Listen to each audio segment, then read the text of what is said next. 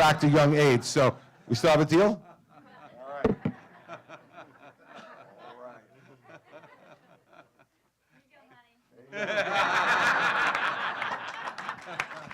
All right. So raise your hands. So whatever questions you have, I'm happy to take them. Who wants to start? Yes, sir. Right back there. Riverdale. Yes, sir. Absolutely. A Jersey shirt. I saw that right when I walked in. Jersey transplant. I'm proud of it. I love New Hampshire and love New Jersey. Great. Love what you've done for the state. Thank you. So many things you've done for New Jersey, but I'd like to know what you would consider to be your one greatest accomplishment as governor, and on the contrary to that, what would you also consider to be your biggest failure, and how would you use those as president? Sure. There's no doubt that the thing that I'm proudest of in the last 6 years is the way we reacted, responded, and rebuilt from Hurricane Sandy. It's hard for anyone who was not in New Jersey at the time to truly understand what it was like. But let me just paint a short picture for you. When I woke up the morning after Hurricane Sandy, October 30th, that morning of 2012, this is what I was told when I got to the Emergency Operations Center by my cabinet, that 365,000 homes had been severely damaged or destroyed. 365,000 homes. That 75% of the state had no power and would not have power for at least 2 weeks. That there were no operational water treatment or wastewater treatment plants anywhere in the state. That every one of our major state highways was blocked in some way. That all of New Jersey's schools were closed. And that in a state of 8.9 million people, we had about 51 operational gas stations. When you get that news and you're sitting at that table, and I mean what I said before, it's what happens, they all stop and they look at you and say, okay, now what? You're at the head of the table, dude. What are you going to do for us? There's nothing that can prepare you for that. Nothing. You just have to either have it in here to do it or you don't. And so I made a few decisions. The first one was that I would spend half the day, every day, there forward in the Emergency Operations Center, getting the latest information and making decisions and deploying resources to parts of the state. But that I would never spend more than a half a day there. The second half of the day would always be out in the state, in the field, going to different places across the state so I could see for myself what was going on and people could see me. And they know that I hadn't forgotten them. One of the things that you can't quite understand when you're governor is that your presence really matters to folks at those moments. And that they know you haven't forgotten them. That's the thing they're most afraid of, is that they're going to be forgotten. And so we decided to do that. And then the other decision I made was you couldn't fix all that at one time. All those things I talked about, you can't. So you have to try to break it down and make it achievable, both for yourself and for the people around you, so you keep their spirits up, keep their feeling good about what they were doing every day. So I said, all right, here's how I define returning to some sense of normalcy in the state. All right, so 4 things we wanted to get done right away. First was clear the highways so that people could drive around the state. Second was to restore power as quickly as possible, to really focus on the restoration of power being really important. Third was making sure that we got schools reopened, because parents were dealing with enough with the loss and destruction and then having their children with them as well. Made it much more stressful and much more difficult for the parents to do the adult things they needed to do about insurance and rebuilding and new shelter and where are we going to stay and how are we going to eat and all the rest of that. We wanted to get the students back in school. Fourth thing was get the gas stations reopened to make sure that people could have gas to fuel their generators. Because remember, this is now October 30th. It's not a summer hurricane. It was cold.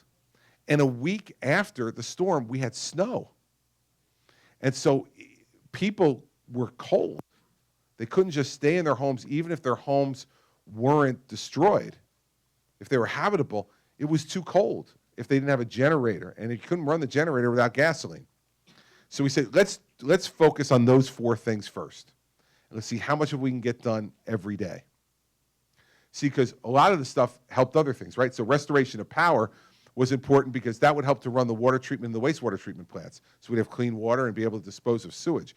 I mean, we were dumping hundreds of thousands of gallons of sewage into rivers because it's not like the sewage stopped because of the storm. Just couldn't treat it. And where were you going to go with it? I mean, so all of those things are running through your head. So you try to do those things, and then you work on the long-term rebuilding plans. I'm really proud that last year, our third year after the storm in the Jersey Shore, was the best year the Jersey Shore has had in over 20 years from a profitability perspective. 3 years afterwards, we had completely rebuilt the Jersey Shore, which had been destroyed. And the businesses were back in, and folks were going back and taking their vacations there and enjoying it, and the money was regenerated, and those businesses were happy again. And Mary Pat and I go down there all the time, and we could see this summer how happy and relieved those people were. We're happy that there's only now about 5,000 to 6,000 families that are not back in their permanent home. Starting off with 365,000 homes destroyed or damaged to be inhabitable, to now only 5,000 or 6,000. Now, I won't rest until those 5,000 or 6,000 get back in, but we've done some good things in 3 years. And let me tell you, I spoke to the mayor of Biloxi, Mississippi, and I asked him how long did it take them to recover from Katrina, and he said 9 years. So it matters. It matters how you go about these things. And so that would be the thing I'm proudest of. Listen, the thing I'm least proud of is that escapade that some of my aides apparently appear to have been engaged in during my reelection campaign in 2013. You trust people. You have 60,000 people who work for you. And I used to say all the time before the incident with the bridge happened that the scariest thing about being governor was that 60,000 people had a letterhead with your name on it every day, and you didn't know what they were doing with it. Then you found out what appears to be some of them were doing with it. It's the most disappointing thing that happened in the governorship because it was a breach of trust. And it's a breach of trust by people that, I trusted. And ultimately, I'm accountable. Right now, I didn't know anything about it. I had nothing to do with it. And there's been 3 different investigations, and 2 of them by Democratic-led groups. Believe me, if there was something, they would have put it out there already. But it doesn't matter. That matters about my honesty and my candor, but ultimately, I'm the governor, I'm accountable. And so what I learned from that is that no matter how many questions you ask, you got to ask a few more. No matter how much you think that people are moving in the right direction, you got to put checks and hurdles in front of them to make sure that they're always doing things the right way, because they're acting not only just in my name, but they're acting in the name of the people who elected me. And so, I've learned that in the last 2 years now. Seems impossible to me that was 2 years ago, but it was. And so I've learned that. And what I learned from Sandy was that you have to be strong and set reasonable goals for people and to keep people's spirits up. Because if their spirits are up, then they have hope. And if they have hope, they believe tomorrow will be a better day than yesterday. And a lot of days right after Sandy, people did not believe tomorrow was going to be better than yesterday. And I had to be the state's chief cheerleader, which meant I had to wear that fleece every day, and got fused to my skin ultimately, I think. I've worn it since, it's sitting in the closet. Mary Pat has washed it once for me since that time, so be relieved by that. But, and I had to go out and do the things, not only go out and visit people, but do things like, help to arrange that concert that was a relief concert for the folks in New York and New Jersey. Help to, go on Saturday Night Live and make fun of myself and let people see that. All those things help people feel a bit better, and all those things are about leadership. And I think that's the thing I'm most proud of, and I've learned a lot from that. And the thing that I'm least proud of, I've learned from that too.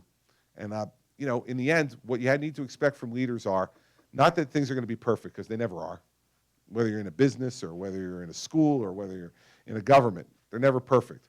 But when bad things happen, you have to be able to adjust to them and react to them and to be able to do the job.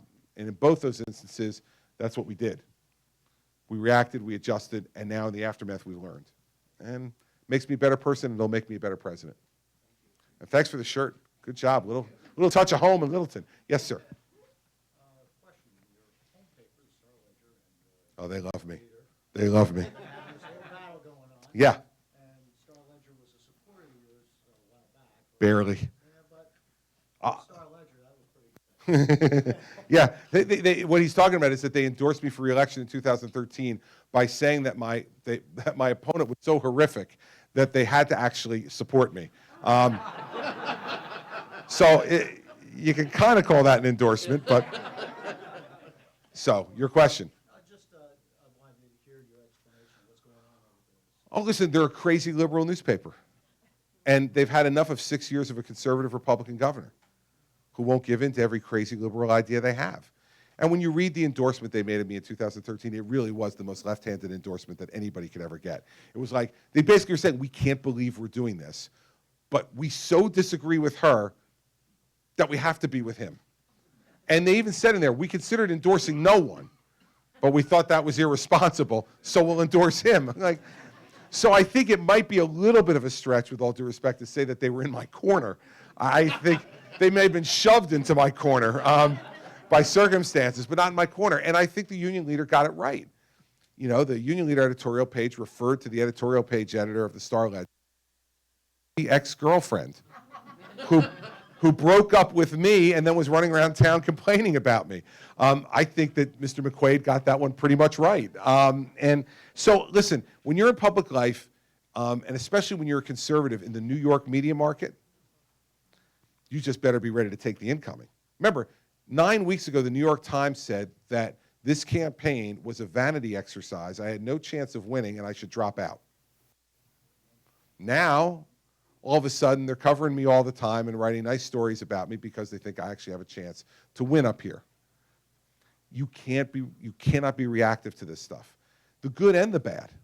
You can't believe all the good things that are written about you when things are going really well, and you can't believe all the bad things that are written about you when people are attacking you. You have to know who you are. So I think the way to look at it is every editorial page and newspaper has a point of view. Most of them are liberal. There are a few, like the union leader, that are conservative, but very few. Wall Street Journal, conservative, but very few of them are conservative. So if you're a conservative Republican and you're in the New York media market, the most aggressive, largest, vicious media market in the world, get ready, man, if you're a conservative Republican. And by the way, remember this, I've been in with them for 13 years. So remember, I was 7 years the United States attorney before the 6 years as governor. So I've been a statewide figure in New Jersey for 13 years in a row. So they've definitely had their belly full of me, and I think that's what it's all about. I'm convinced that they'll miss me when I'm gone, because I don't know what they'll write about, you know, but they'll find something, but I don't know whether they'll have nearly as much fun as they have writing all this crazy stuff about me. So that's my explanation for it, sir. Questions? Yes, sir, right back there. Yeah, I was wondering if you could share your faith with us. Sure. I'm a Catholic and was raised a Catholic and believe in the Catholic faith and in my church. My wife is Catholic as well. You'll be shocked to know that she's number 9 of 10 children. So a shocking Catholic thing, right? We raise our 4 children as Catholics, and all 4 of them have gone to Catholic school because we believe that we want to send them to a place that not only will teach them the things they need to learn in math and science and social studies and English, but we also want the values we're trying to teach them at home every day to be reinforced in their schooling every day, and we think this gives us the best opportunity to do that. In the end, for me, what my faith represents more than anything else are my values. I'm pro-life, and I believe that every life is precious, whether that life is in the womb or whether that life is a drug-addicted teenager in the Florida County lockup in this county, or whether it's a mid-40s guy who's having trouble with drugs or alcohol himself, or whether it's an elderly person near the end of life. Every life is precious, and my faith informs that. And so, you know, for me and for Mary Pat, it plays a central part in our lives. I struggle with my faith at times more than she does.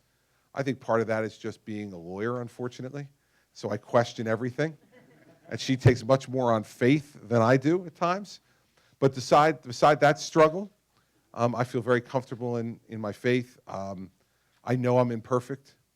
I know that God made me that way, and that every day my struggle, like everyone else's struggle, is to be the very best person you can possibly be, and my faith certainly plays a role in informing that.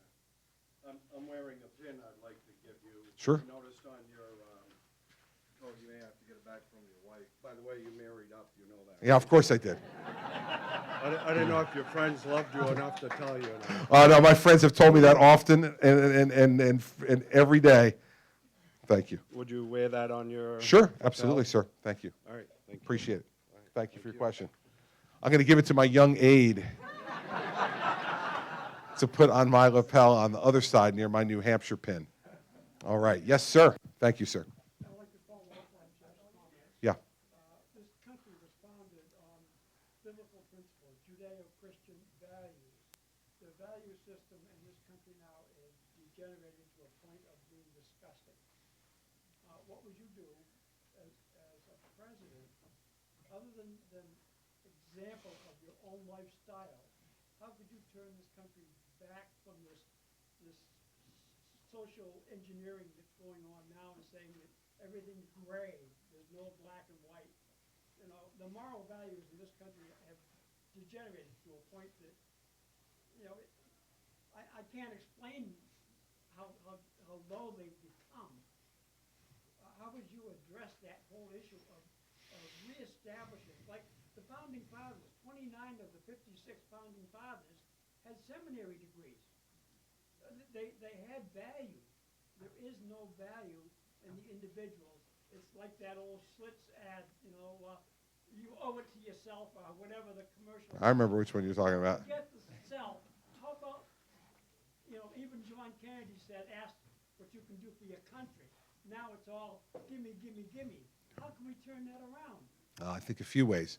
The first way is to enforce the law. Part of what I think you're talking about here is a certain moral relativism that creeps into our society because we make exceptions to every rule, right? So I'll give you a few examples. Right, we have immigration laws in this country, and yet we allow over 200 cities to be sanctuary cities where they don't enforce the immigration law because they don't want to. And we have a president of the United States who doesn't agree with those laws, so he doesn't enforce them either.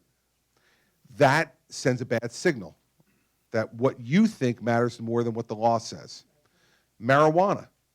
We have a country that has a federal law against marijuana, yet we have states now like Colorado and Washington State that have legalized the recreational use of marijuana. They have, in essence, legalized marijuana, despite the fact that the federal law prohibits that. And the president, I don't know exactly why, either because he used it when he was young and can't rationalize his own conduct, or because he just doesn't agree with the law, he says, I don't have to enforce that. Well, every time you don't enforce a law, every time you make an exception to a law, you send a signal to everybody else. I don't have to follow that law because I don't like it, so you pick the laws you don't like to follow, the rules you don't like to follow, the mores you don't like to follow, and you don't have to follow them either. So I think it's not only through the example of your own life, because that's only a small part of it. It's through the execution of your office. And the way I execute my office as governor and the way I will execute it as president is to say, this is a country of laws, not of men and women, of laws. And over the Supreme Court of the United States, the inscription is equal justice under the law. Part of the tumult we have in this country right now is because people think the law isn't applied equally. That certain folks, either because they just walk away from it or because they can buy their way out of it, don't have to comply with the law. And so it makes everybody else in the country who's not in that category, which is the overwhelming majority of people, feel like you do, that this country has lost its bearings. It's lost its moorings. And the only way to do that is to find those moorings and reattach to them. And the basis of this in our country is the law, the Constitution, the Bill of Rights, the Declaration of Independence, and the laws that our elected representatives pass, and making sure that the President of the United States listens to his oath, which is to uphold the laws and the Constitution of the United States. And this president simply hasn't. And as a result, he gives everyone else beneath him permission to act the same. If you change that, and you say, I'm going to enforce the laws and enforce them aggressively, fairly, and evenly, as to everyone, regardless of your location, your station, or your attitudes, then we start to get back to the position you're talking about, which is that, you know, You can agree or disagree with the law. Well, if you disagree with the law, then go to Congress and get it changed. And if you can't, you got to live under it. I mean, I got to tell you, there are lots of laws in New Jersey that I don't agree with, but that I got to enforce because I took an oath. The oath said I'll enforce the laws of the state of New Jersey, not I'll enforce the laws of the state of New Jersey that I like. You know, like, it's enforce all of them. You have a follow-up? Sure, yeah. You know, we're talking about the laws, and the laws are made for us to go by. But, you know, the close-in candidate that's running in number one spot now, he has used the law to put the screws to, I don't know how many hundreds of people when he filed bankruptcy. Yep. You know, he makes a big to-do. I filed bankruptcy because the law said I could do it. But nobody ever talks about all the people that got screwed while he was filing bankruptcy, all the money that was lost. And he says, I don't give a diddly squat about how much you lost. Well, what he does is he mischaracterizes it, right? He says, well, it was just bankers. And so he thinks, well, since, right. And it was a lot of people. And listen, we have to be held accountable for our conduct. Laws in and of themselves are not the only thing that fixes this, because if it did, right, if it did, then we wouldn't even need the laws. It's about how you conduct yourself and how you react to the laws, and that's about holding people accountable. And so in this respect, he needs to be held accountable for that. He made those decisions all on his own. You know, you can't blame it on a legislature or a Congress or anybody else. He's the big boss. He was in charge. He made those decisions, and quite frankly, I think listening to him, he's proud of it. And that's the part of it that you all should be focused on. Not so much whether he did it or he didn't do it, but that he's proud of it, right? And so, but I think your question was about well, of course, and that's listen, those are the judgments you all have to make on February 9th, right? I mean, those are the judgments you have to make, because remember something, you know, you're not electing a resume president. You're electing a person. And, you know, it's very important for you all, and that's why New Hampshire is so advantaged over the rest of the country. You get to see us this close. And I hope and trust that what you're doing is judging our character as best you can, based upon the way we carry ourselves, the way we answer our questions, and the way we've conducted ourselves. So you raise a really good point. But here's the thing. What can a president do? You hit on the two things. Set the example in the way you conduct yourself in your own life, and secondly, to enforce the laws. And you do those two things, that's the best you can do. You cannot change the character of every person in this country. And if you try to do that as president, you're trying to do too much. Not your job. That's right. And you set an example by leading, and if you do it the right way, you'll have lots of followers. And that will place social pressure on those who do not want to comply with our mores and our laws, that they're in a minority that they don't necessarily want to be in. So I think that's the way you go about it. But you raise a really important issue, and I think on a number of different levels. And I've been talking about lawlessness in this country for this whole campaign, and if we don't get back to enforcing the law and have a president who knows how to do it and is wed to it, we're going to continue down the path that you're talking about. You've got Henry in New Jersey. Yes, sir. Thank you. Ma'am. Hi, I'm Cheryl, originally from Jersey. Where from, Cheryl? Long back. All right, right near us. We're in Mendham, so right there. Question about Medicare. Can you do anything to fix it before it runs out of money? Yeah. In fact, I'm the only person, and I want you to go to my website and look at our entitlement reform plan. I'm the only candidate in this race that's put forward an entitlement reform plan. I put it forward in April. And it's 12 points. So I won't go over all 12 points today because we'll just put you all to sleep. But I'll give you 4.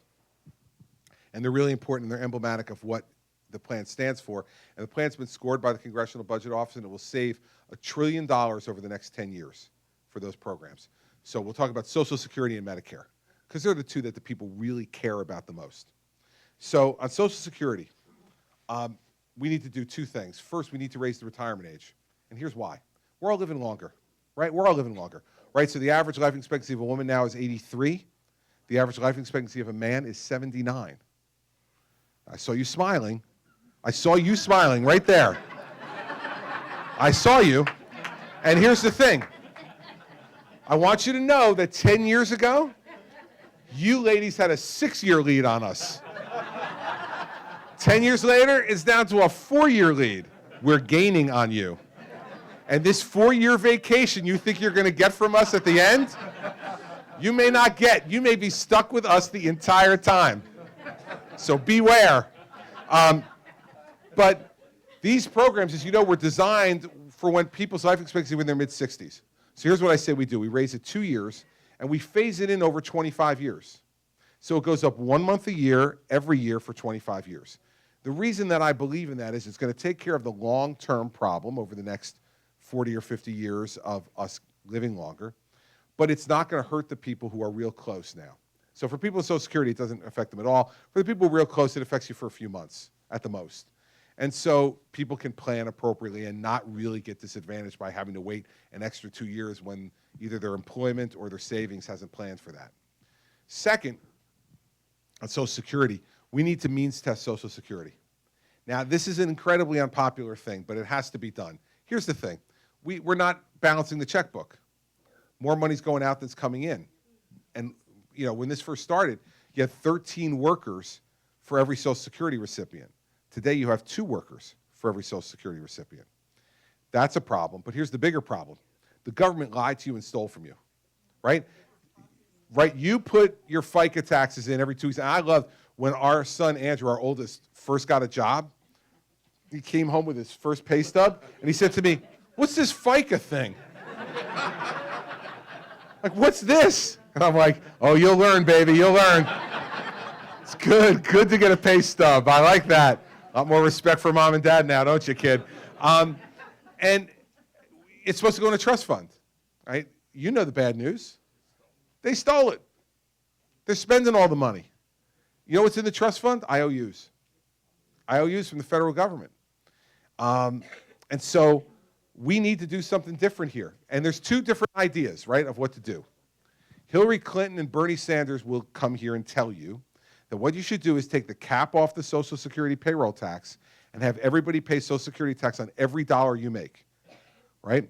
Now, the second idea is my idea, which says this. If you're in retirement and you make $200,000 a year or more in retirement, not from your home or anything, but income, so that means pension or savings, and you'd have to have $4 to $5 million saved, at least, to throw off $200,000 in income a year, then do you really need a Social Security check? I mean, you don't. You just don't, right? I mean, the Social Security check is needed for the person who worked hard, paid into the system, and this is going to be the difference between rent and heat and food.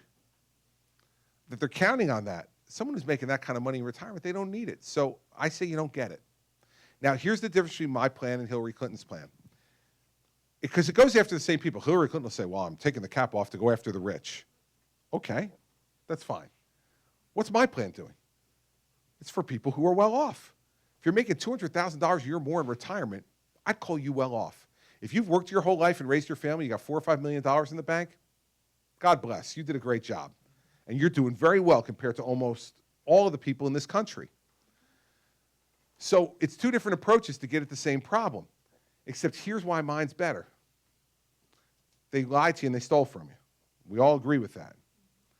Why would you give more money to the people who lied to you and stole from you? This would be like if someone opened up a bank here in Littleton, right? And you went and you deposited money in that bank, local bank. And then a year later, the bank goes belly up. And you lose some of your money. Not happy about it. A year later, the same guy who opened the bank that closed comes to your front door, knocks on the door and says, hey, remember me? I used to have a bank. I'm opening up another one.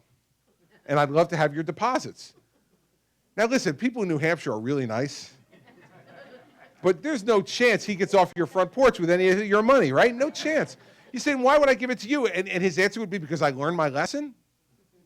Listen, we cannot give more money to these folks, because if we do, they'll take it. I tell you, they'll take it. Because there's come a moment where they have to make a choice, right? Do I raise taxes?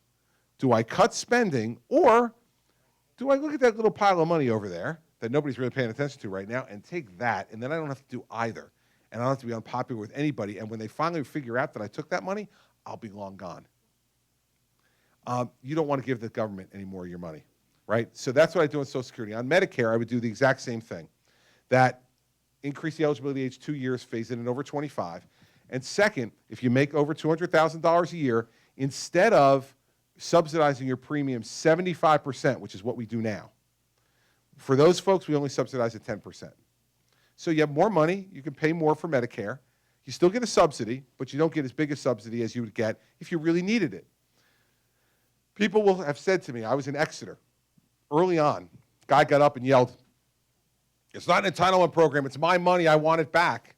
I'm like, dude, listen, it's gone, okay? And I can't get it back for you. I don't have a magic money tree in the backyard from which I can pick the money off and give you your money back, right? I'm sorry to be the guy who brought the bad news, but here's the bad news. And, you know, if you watched the debate the other night, it was one of those moments where I lost my cool a little bit and interrupted. But Marco Rubio got asked a question about what his entitlement reform plan is. And he gave a 90-second answer on tax reform. And then Ted Cruz jumped in and said, here's what's wrong with Marco's tax reform and why my tax reform is better. I'm standing there thinking to myself, like, was I fading out there for a minute and not hear the question? Was the question, I thought the question was on entitlement reform. Then Marco comes back in and starts to say why Ted's wrong about, and finally I just like had enough, right? I go, can I interrupt this debate on the floor of the United States Senate for a moment to actually answer the question that Maria Bartiromo asked, which was on entitlement reform? None of them want to talk about it. They don't want to talk about it because they're afraid they're going to make you angry. Here's the thing. I trust you more than they do. You know this. Did I break like startling news to anybody in this room that they stole your money and that Social Security and Medicare are in bad shape, we got to do something to fix it? Like, is there anybody in this room who went, oh man, I never heard that before? Who knew? Everybody knows. Everybody knows. But we tiptoe around it like, oh God, don't tell them because if I don't say anything, maybe they'll like me. I'm not running for prom king. Okay, I'm running for president of the United States. That should mean that you want me to tell you the problems and how I'll try to solve them. You can disagree with me on how to solve them. But man, you can't ask a question about entitlement reform and then give an answer on tax reform. Because you know what that is? That's typical Washington BS. And that's where both those two guys come from. That's where they're working every day. That's what happens on the floor of the United States Senate. You know, and if you don't like it, you can say, well, I'll refer it back to the subcommittee for amendment. Man, when you're governor, you can't refer it back to the subcommittee for amendment. Right? You got to fix it. You either fix it or they boot your rear end out of office. So that's what I would do on Social Security and Medicare. There's 8 other steps on Social Security, disability, and others. Take a look at them. And here's the thing. I'd love to tell you, go to my opponent's websites and compare my plan to theirs. You're not going to find it. You can go, but there are no plans, not by any of them. I'll tell you one funny story at the end here. The first debate, this has been brought up 3 times. We've had 6 debates. It's been brought up 3 times, just 3. The biggest problem we have, 71% of federal spending is on entitlements and debt service, and it's been brought up 3 times. And I've got asked the question 2 out of 3 times because I'm the only one with the plan. The first debate was Mike Huckabee. And they said, well, Governor Huckabee disagrees with you. He thinks that there shouldn't be any changes to Social Security. And I said, well, I don't know how that's going to happen. It's going to be bankrupt in 7, 8 years. And Huckabee said that he has come up with a tax plan. And I'm telling you, these are his words, not mine, so don't hold me accountable for this. Go back and look at the debate. He said it. He said he was going to come forward with a tax plan that was going to fix Social Security because he was going to have pimps and prostitutes pay taxes. Now, I got to tell you, I don't know what I imagined running for president was going to be like.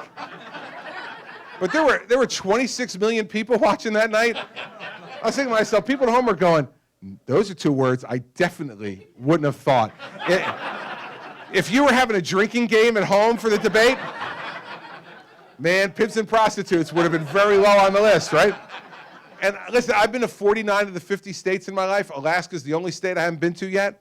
And I've seen a lot of stuff. I can guarantee you, no matter how hard they're working, there are not enough pimps and prostitutes out there to fix the Social Security problem. They're not enough. God bless them, they're out there working, but they're not, it's not going to happen. The second time I got asked about it, they posted me up against Donald Trump. And they said, well, Mr. Trump, you say you disagree with Mr. Governor Christie's plan, so what would you do? And he said, yeah, it's very simple. It's very simple. under my plan, everyone in America is going to get so rich we don't have to worry about this problem. And if you think I'm kidding, that was the answer. That everybody, when he's president, is going to get so rich that we're not going to worry about Social Security or Medicare. Like, how do you disagree with that, right? I go, okay. If everybody's going to get that rich, good for everybody. That's really great. It's like he bought everybody a Powerball ticket and everybody won, right? So I said, well, wait a second. Donald, my plan is to have folks like you not be able to collect Social Security. Are you willing to tell the American people you wouldn't take Social Security? He goes, okay, I won't take Social Security. I said, that's a great start. We've got Donald Trump, one down, a lot to go. So force people, if you get more, and you'll get some more candidates who are going to come here to Littleton in the next 18 days. Ask them the question and make them answer it. You got my answer. You can like it or dislike it, but you got it. Ask the rest of them, because they won't answer. I guarantee you they won't answer, or they'll tell you, don't worry about it. I have a secret plan. I'll take care of it. That means, like, elect me first and hope for the best. So that's what I would do on Social Security and Medicare. Questions? Yes, sir, in the back. Regarding our military, I have a son that just retired after 28 years. His son is at West Point. What are your plans to give them what we need to fight ISIS and problems we have in the world? This president has diminished the strength and size of the military in almost historic fashion. I'm sure know, with a grandson now at West Point, that we have the smallest active duty army we've had since 1940. 1940. We have the smallest active duty Navy we've had since World War I. We're down to 260 ships in the Navy. And he's proposed cutting the Air Force by 50%. And we have the smallest number of active duty Marines we've had since World War II. So what's this mean? It not only means that we're weaker and that we're spread too thin and that our adversaries know it and they're pushing us around the world because they know that we're spread too thin. It also has an enormous effect on your grandson because his deployments will be more frequent and longer because there are fewer people to share the burden with. And this not only has physical ramifications, this has psychological ramifications. Warfare, as you know, is awful business. And we want to have people exposed to it as little as we possibly can because it can affect their minds. We don't want to do that to folks. So I put forward a plan. Refer you back to my website. Now listen, my website's got more policy than anybody else's, so it works for you for two purposes. One, you can go there and get a lot of detail on stuff that either I didn't talk about or you want to know more about, or second, if you're really having trouble sleeping one night, you go into the policy section of my website. No, there's no pictures or anything. You just write down, man, I guarantee you 15 minutes you're out like a light. If you're at least a little bit tired, you'll go. But on the website, I say we have to go to a 500,000 person active duty army, no smaller, that we need to go to a 350 ship Navy from a 260 ship Navy, and we need to modernize the Ohio class of submarines. That has to be the first thing we deal with in the nuclear triad is the submarine-based nuclear system. We need to modernize it. And we need to have no fewer than 2,600 coded aircraft ready to go in the Air Force and no fewer than 185,000 active duty Marines. That's what we need to do to keep America strong, to give them the tools they need to fight ISIS, and to keep them safe from both physical and psychological damage. And that's what I'll do as president. And the last thing that they'll know is this. I hope to go to West Point as president to be able to welcome the first graduating class in 2007. And what, 17? Great. And what I'll say to him is, this is what I will do as commander-in-chief. I will define the mission for you, and I'll have your back. The rest is up to you. You don't need a president writing out the battle plans in the map room in the White House. The generals, the admirals, the leaders are to do that. The president's job is to define the mission. Here's what we want to accomplish as a nation. And then to have the backs of the men and women who are doing the fighting every day and make sure that they're as well prepared, well funded, and well protected as they can be so they go out and do what they would do. Grandson, we have a very good friend. Our son's best friend is a senior now at West Point. He'll be graduating in the spring. And we've gotten to meet a number of those young men that he's brought home, and they're extraordinary young men and women. And they deserve the best we can give them because they're giving us their best every day, and that's what I would do as Commander-in-Chief.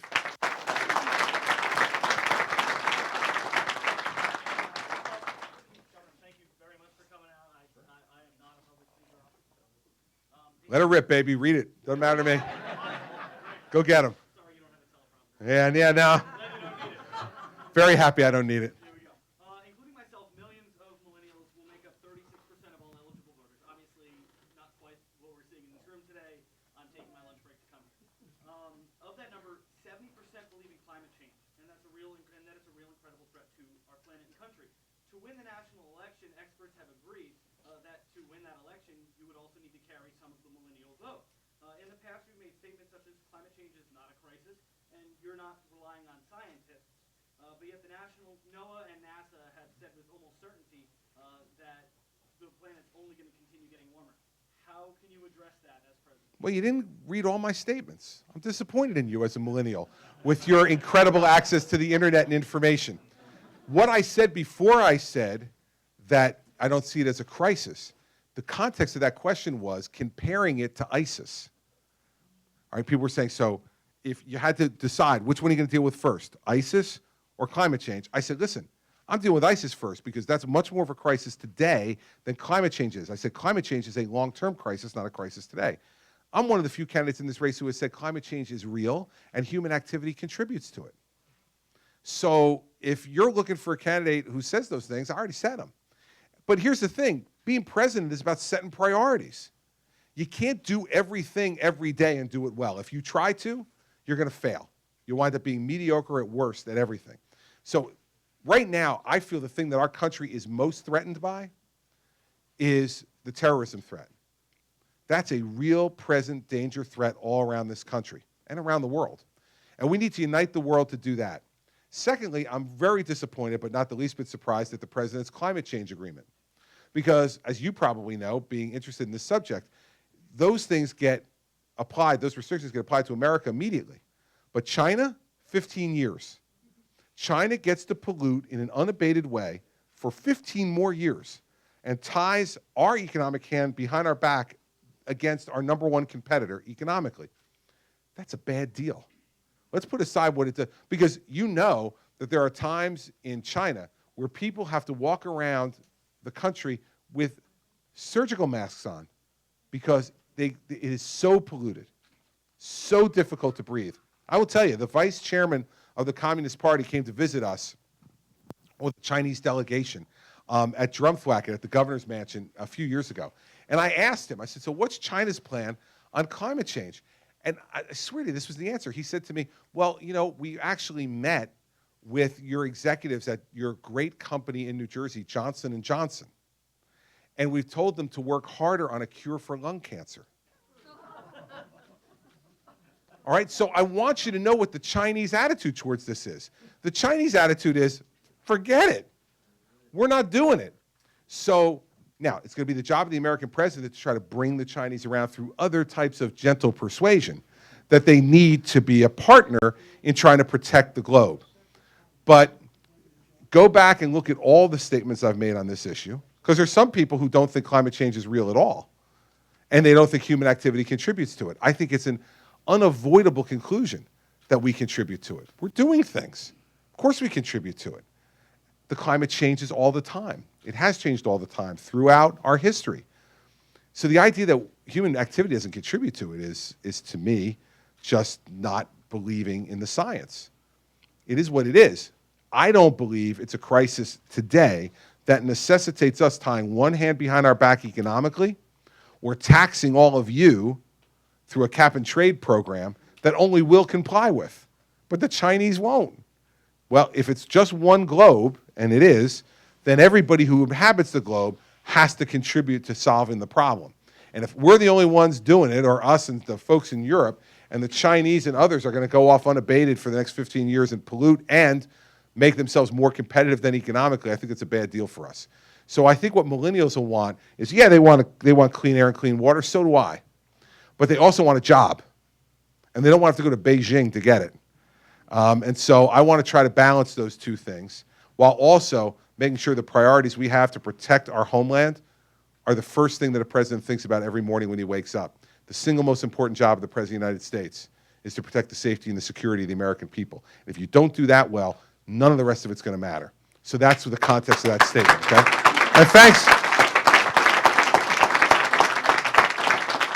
And And thanks for taking the lunch break to come over here and listen to me. I appreciate that. Now, they're telling me I can take one more question, which means I will take two. And here's why. Because I want to prove to my staff that I'm still the boss. And I tell you, you laugh, but you know what running for president's like? Running for president is being surrounded every day by people significantly younger than you who tell you where to go and what to do every minute of the day. From the time you get out of your bed in the morning to the time you get into your bed at night. The only place that I am free from the tyranny of the young is right here. In the center of this room when I have a microphone, that's where I'm safe from the tyranny of the young. So we'll take two more questions instead of one because I feel like it. We'll go to this lady back here.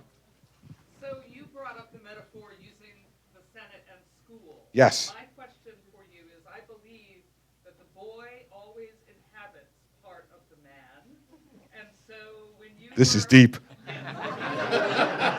you were out in the schoolyard, what kind of grade did you get for plays well with others?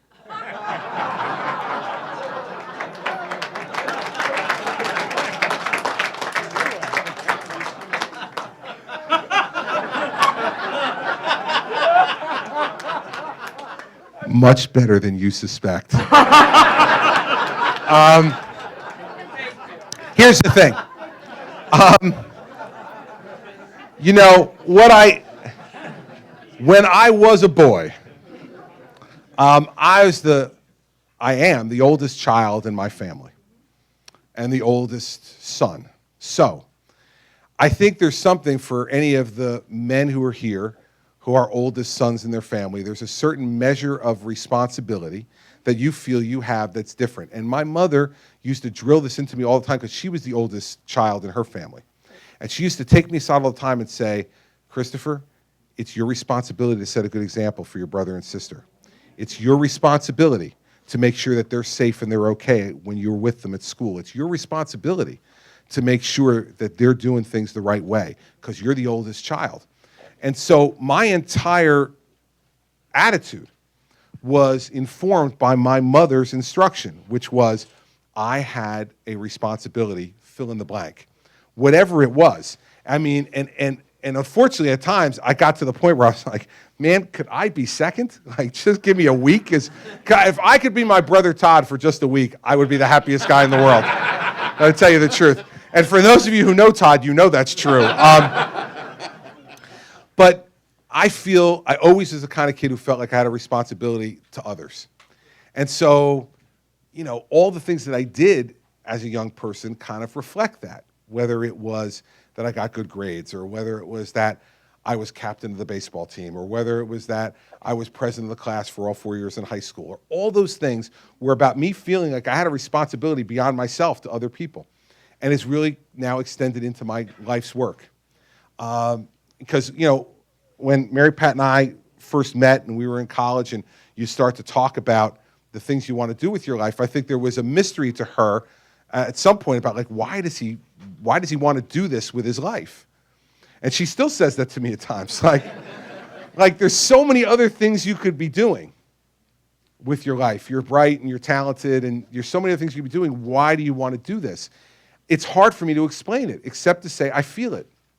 It's what gives me satisfaction and what makes me feel good about what I do every day. And so that did start at a very young age, and it started because of my mother, because she always taught me that I had to be responsible for setting a great example and for taking care of others.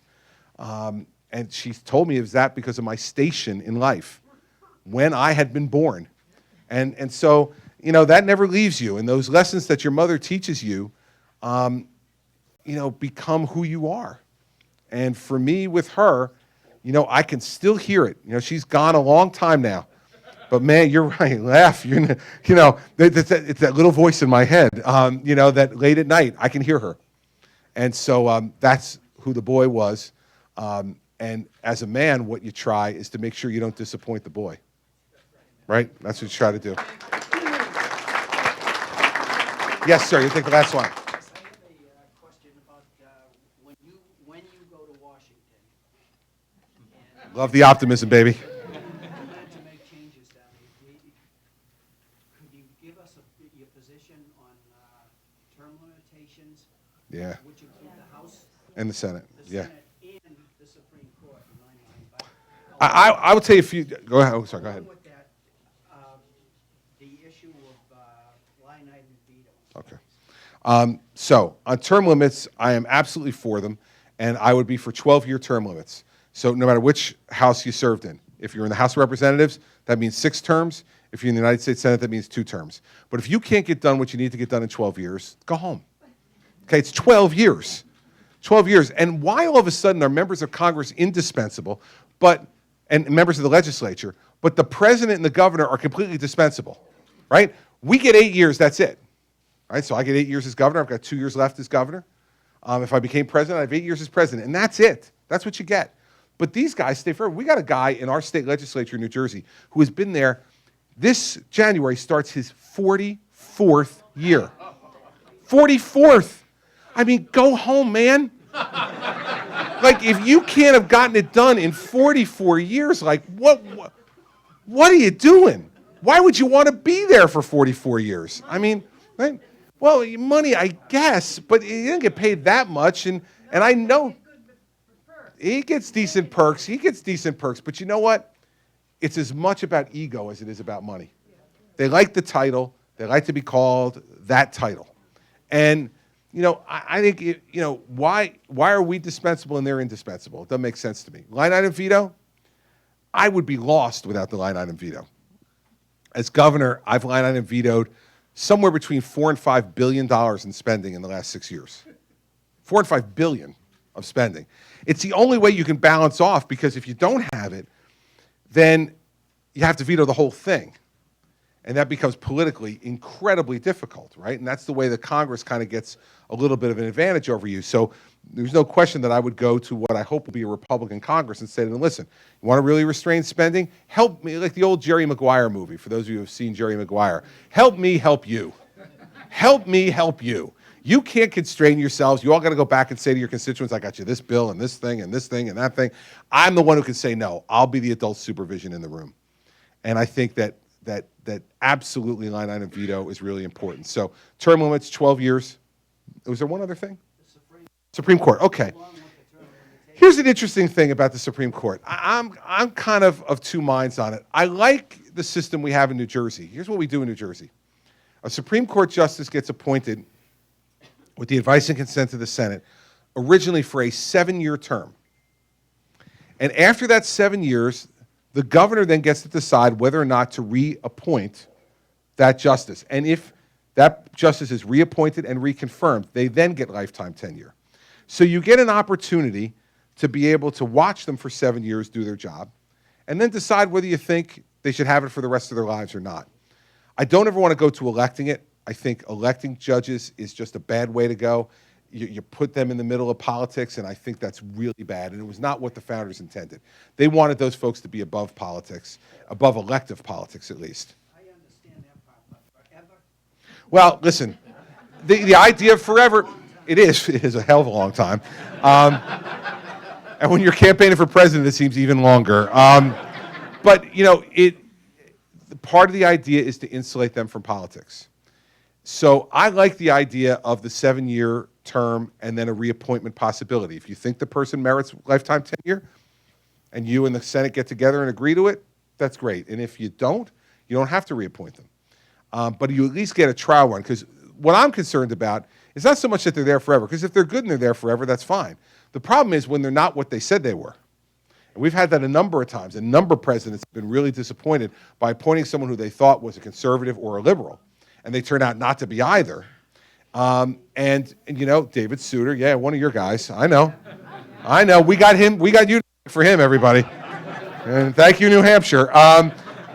But there's been a number of those instances. To be fair, Dwight Eisenhower appointed a New Jersey guy, who his chief counsel told him, "Oh, this is a right down the middle, smart guy. Doesn't go either way, right or left. He's right down the middle." William Brennan, who turned out to be the most liberal justice of the 20th century. And Eisenhower said many times that his biggest mistakes were William Brennan and Earl Warren, who he thought were going to be certain types of justices and weren't. So the 7-year window does give people an opportunity to reevaluate that. And so if I were going to make any changes, I would not make it for a set term and then you have to go, because I think there are some. Like, I don't want to see Sam Alito go anywhere.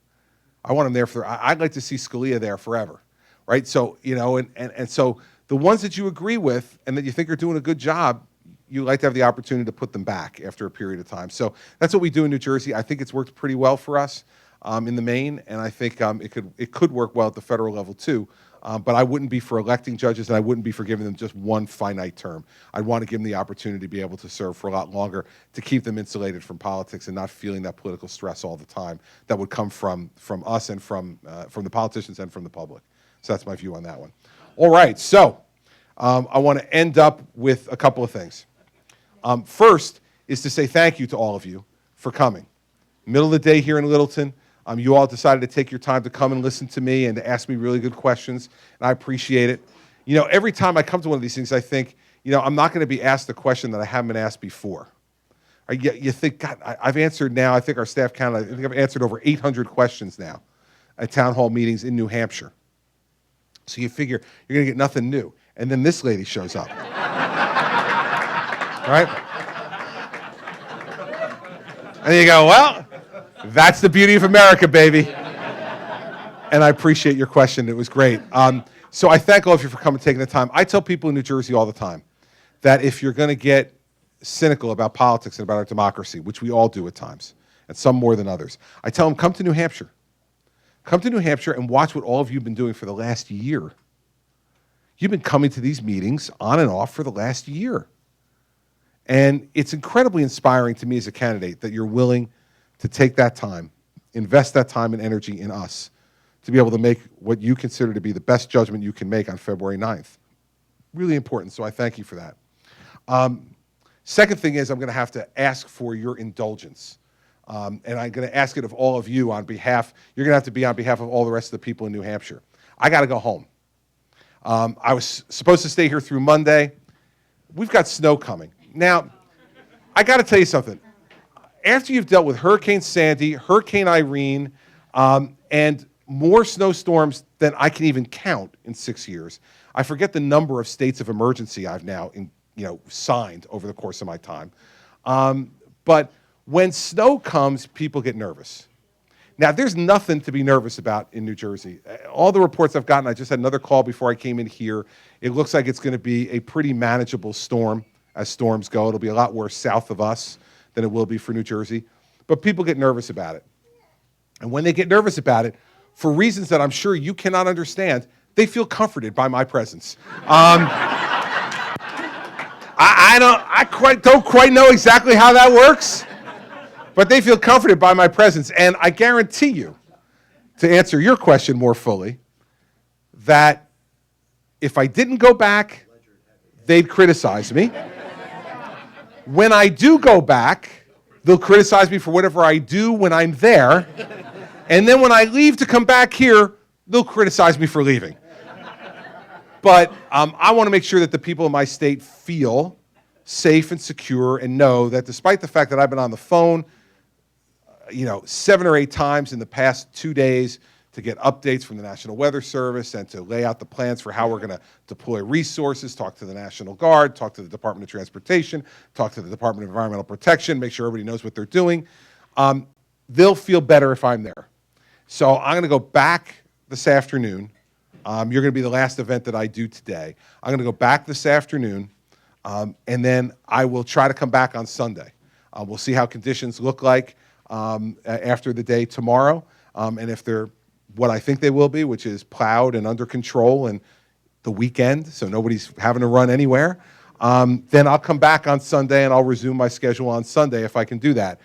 If conditions are worse than what I expect, then I may not see you Sunday, I may not see you till Monday. But I will be back, and I'll be able to do both things. Folks all the time ask me about, being governor and running for president at the same time. But the fact is that you're never not the governor. And as long as I have this phone, I can never escape, man, never. Even if I wanted to escape, I can't. Although driving around here sometimes, I can. It's very nice. Appreciate that. One of my political advisors tried to call me in the car when I was driving here to give me political advice, and I couldn't hear him.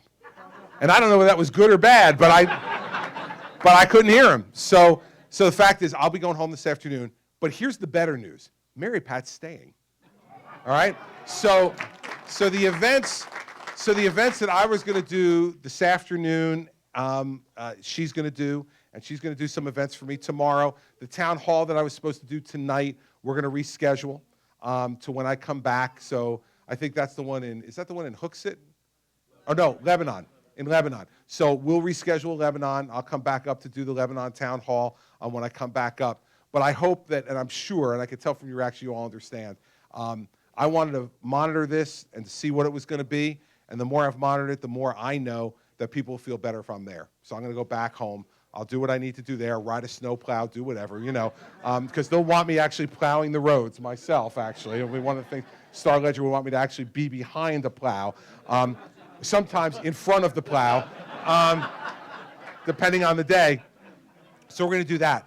Last thing I want to say to you is this, that when you go on February 9th to vote, you can go to my website, as I suggested to these folks, and look at all the different things I've put on the website, and you're going to be able to make a decision on what policies I'll pursue as president. And that's really important. Oh, don't tell them to shush. That's the greatest sound in the world. It's a distant memory for me and Mary Pat, but it's a great sound.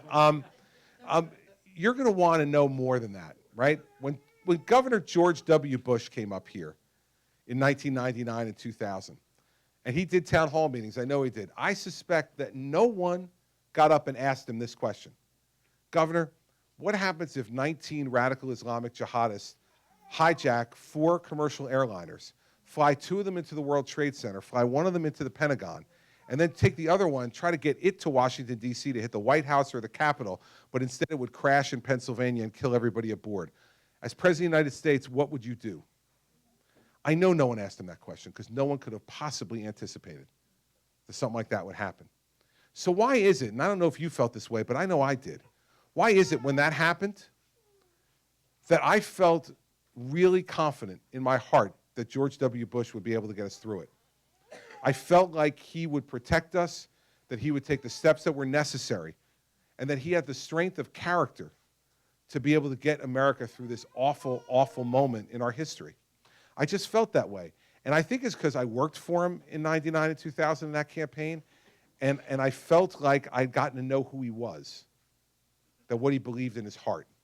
So what I'd suggest to you is that before you vote on February 9th, because you can't anticipate everything that's going to happen to somebody as president. You just can't. We could never anticipate that. And there's been other things that have happened to President Obama, that happened to President Bush, that happened to President Clinton, that we could have never anticipated.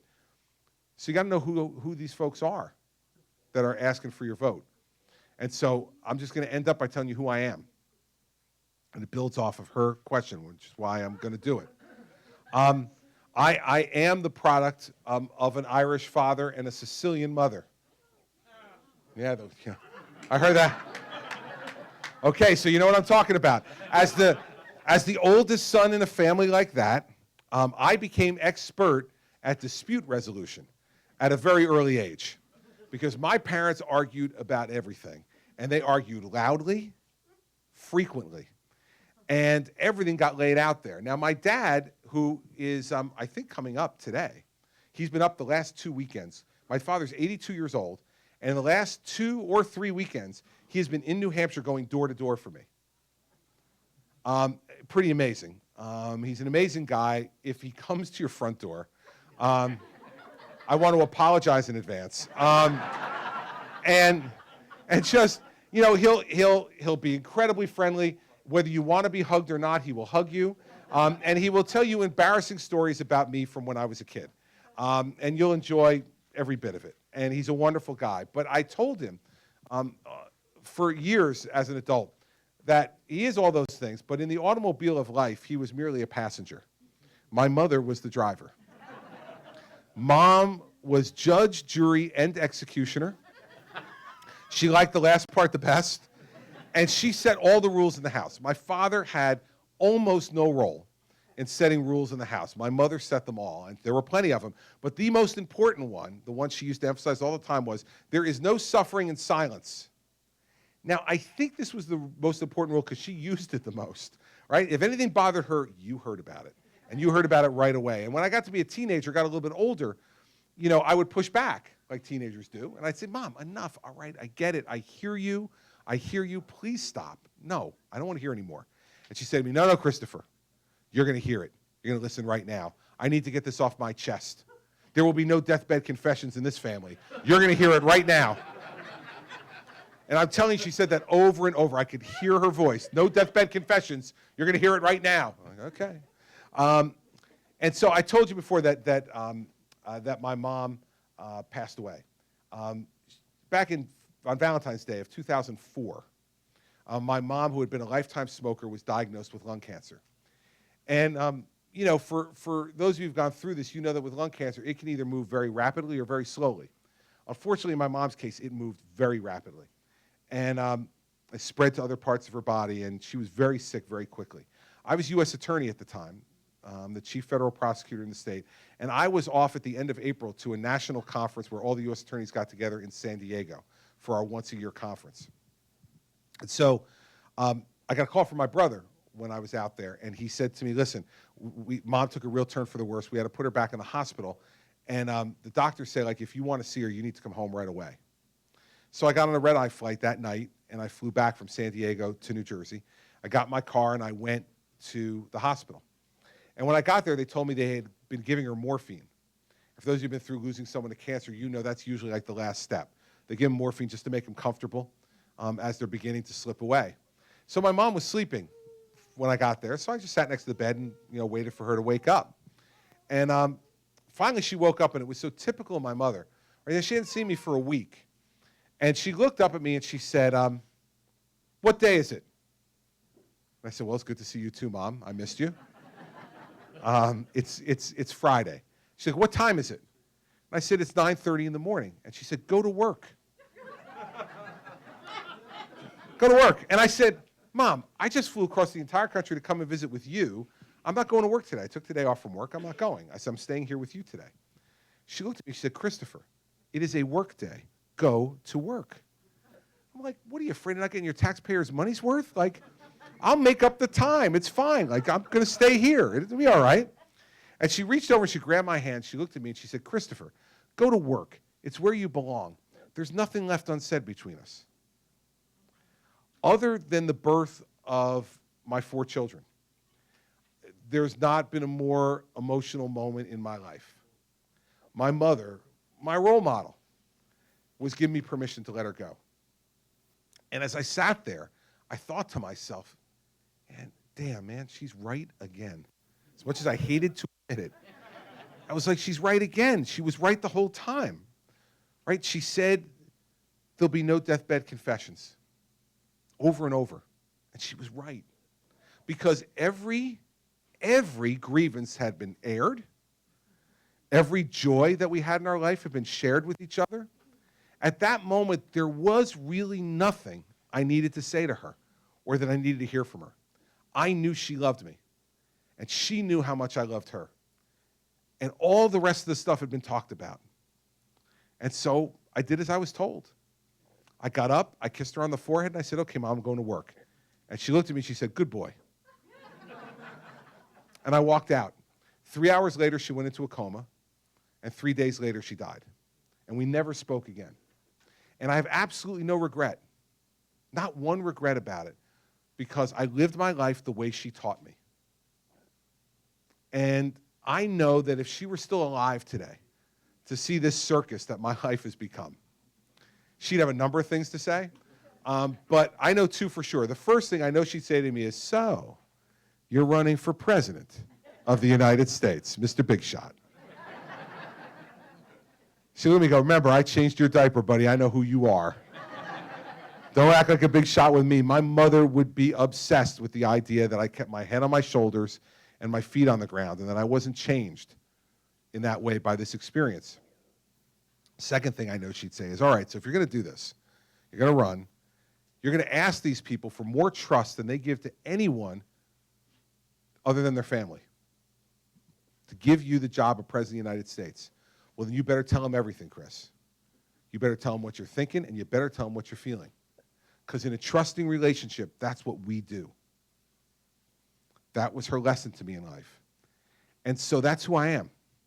You know, you're never going to have to wonder what I'm thinking. I'll tell you. Whether you like it or not, I'll tell you. And you're never going to have to wonder how I'm feeling. I'm not good at hiding it. I'm not good at it, and most of the time I don't even try to. For my kids, maybe. But other than that, not to almost anybody else. I'll let you know how I'm feeling. You're never going to have to wonder what I'm willing to fight for, because you'll watch me fight for it. I will fight for the things that I believe in, as hard as I can. And you'll never have to wonder how hard I'm willing to fight, because you'll be able to see that too. And maybe that's exactly what we need right now in a president. Someone who doesn't have anything they hold back. Someone who loves this country so much that they're willing to run for this job, and who tells you flat out what he thinks, and is willing to take the risk that it might get you upset and you might vote for somebody else. But I tell you this, I'd much rather have you vote for somebody else than vote for me under false pretenses. I don't want to have to be an actor in the White House. I want to be able to be myself. And if I present myself that way to you, and you vote for me on that basis, then neither one of us will be surprised. You'll get exactly what you think you were going to get, the good days and the bad days. And so that's what my mother taught me, and that's who I am. And that's why I was so struck by your question, because that's been my experience in my life. She started to teach us right at the beginning about who she wanted us to be, and she was unyielding in her demand that we be that way. And in the end, I owe her a lot for a lot of things, but certainly for that. So I end by asking you for your vote, because there's this guy in New Hampshire at one of my early town hall meetings who came up to me after the town hall, and he said to me, "Listen, Governor, I love what you said. I love what you stand for. I think you're a great guy." And he goes, "I wish you all the best of luck." I said, "Thank you." And he goes, "And I can't vote for you." I said, "Well, you can't vote for me. You agree with everything I say. You like me. You can't vote for me." He goes, "Yeah, you forgot to do something. And since you forgot to do it, I can't vote for you." He said, "But don't worry about it. I wish you the best of luck." He's like in his mid-80s, it appeared to me. He started to walk away. I said, "Wait a second. Come back here." I said, "It's not fair. You said I didn't do something. Tell me what I didn't do so I know." And he goes, you never asked for my vote." He said, "I sat here the whole time waiting for you to ask me for my vote. You never asked me. Gave a whole great speech. You answered all these great questions. You did a great job. You never asked me for my vote." He said, "So since you didn't ask me for my vote, you're not getting it." So I looked at him and I said, "Well, can I have your vote?" He said, "Too late." I said, "Too late? It's August. You're not voting until February. I mean, come on. Give me a break." And he said to me, "All right, listen, here's the deal I'll make with you." He said, "I'm going to come back to one of your town hall meetings. I'm not going to tell you where or when. And I'm going to sit someplace where you can't see me." And he said, "Now I'm going to see if you learned your lesson. And if you ask for the vote. If you ask for the vote, I'll give you another chance. If you don't ask for the vote, you're done. I'm not voting for you." So I said, "Okay." And we shook hands. And then he started to walk away. And he took like 4 or 5 steps away. And then he stopped. And he turned and looked over his shoulder. And he said, "And by the way, that's the way we do it here in New Hampshire, son." So I live in mortal fear of this guy. That he could be anywhere at any time. So since that time, I've tried to end every town hall meeting in New Hampshire by asking you for your vote. Not only because I'm scared of him, but also because he was right. It's the right thing to do. I'm asking you for your vote. But I'm going to be a little more selfish than that guy is. I'm not just asking you for your vote. I want your trust and your confidence, too. See, your vote will get me to the White House, and that'll be great. And I'll do the best I can for you. But if you really want us to have a successful presidency, I need your trust and your confidence, too. Because there are going to be times where I'm going to have to make decisions you disagree with. And there are going to be times where I'm going to have to do things that are really hard. If I have your trust and your confidence, I'll be able to do it. And we'll move our country forward and get us where we want to be. But if I don't have your trust and confidence, I'll just be another failed president. And this country doesn't need another failed president. We need a successful presidency. We're hungry for a successful presidency, for one that we can believe in and that we believe really did the job that we were sent there to do. So I'm not only asking for your vote on February 9th, but I'm asking for your trust and your confidence after you give me your vote. And if we do that, then we got a shot to really put this country where it needs to be again. Boy, we'll have a good time doing it all together. So thank you all for coming today, and thanks for understanding. Appreciate it.